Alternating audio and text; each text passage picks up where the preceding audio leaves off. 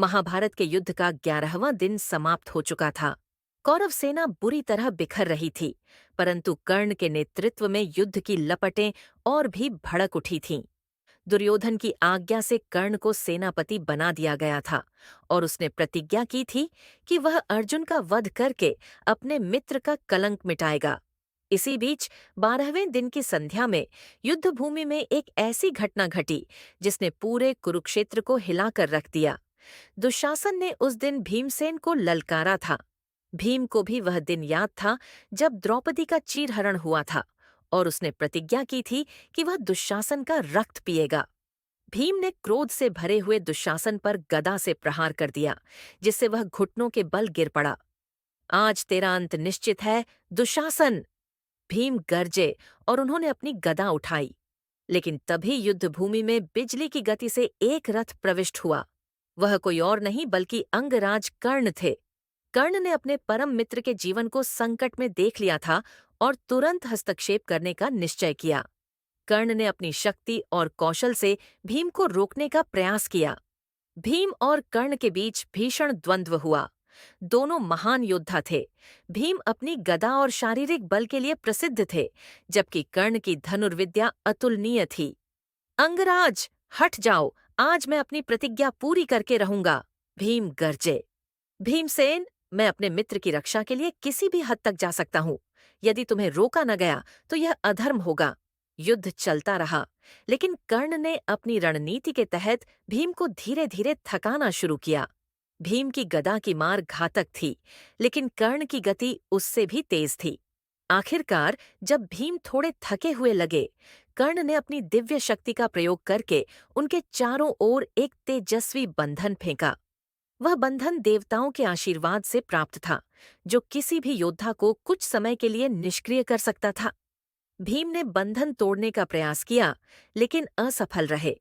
इसी बीच कर्ण ने अपने सारथी से कहा, भीमसेन को तुरंत दुर्योधन के शिविर में ले चलो।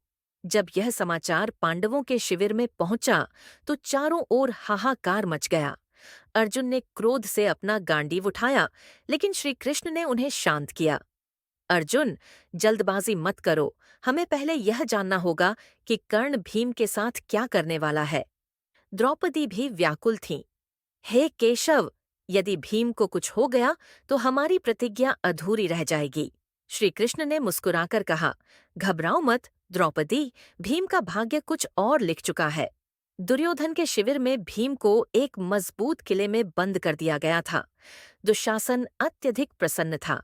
अब देखता हूँ, भीम, तू मुझे कैसे मारता है। लेकिन कर्ण के मन में एक द्वंद्व चल रहा था। उन्होंने कभी भी अधर्म का समर्थन नहीं किया था। वह जानते थे कि भीम को बंदी बनाना युद्ध के नियमों के विरुद्ध था। रात्रि में जब शिविर में सब सो रहे थे, कर्ण अकेले भीम के पास गए। भीमसेन, तुमने मेरी निष्ठा को परखा होगा। मैं अपने मित्र को बचाने के लिए कुछ भी कर सकता हूँ, लेकिन मैं अधर्म का भागी नहीं बन सकता। तो क्या तुम मुझे मुक्त करोगे? भीम ने व्यंग्य से पूछा। हाँ, लेकिन एक शर्त पर। क्या? तुम यहाँ से चुपचाप निकल जाओगे और तब तक युद्ध नहीं करोगे जब तक सूरज उग न जाए।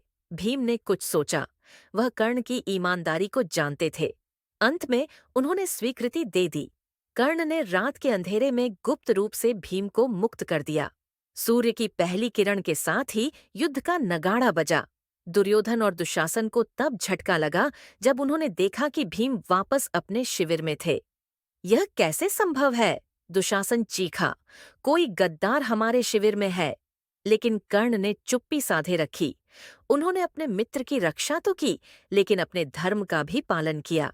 भीम ने अर्जुन और श्री कृष्ण से कहा, अंगराज कर्ण सचमुच महान योद्धा है।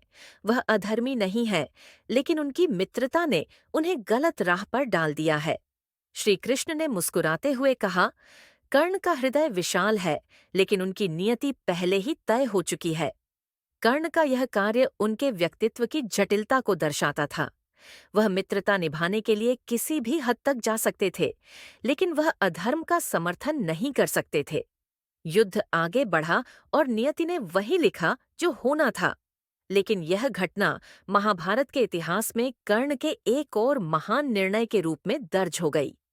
इस प्रकार कर्ण ने दुशासन को बचाने के लिए भीम को बंदी बनाया, लेकिन अंततः धर्म के मार्ग पर चलते हुए उन्हें मुक्त भी कर दिया।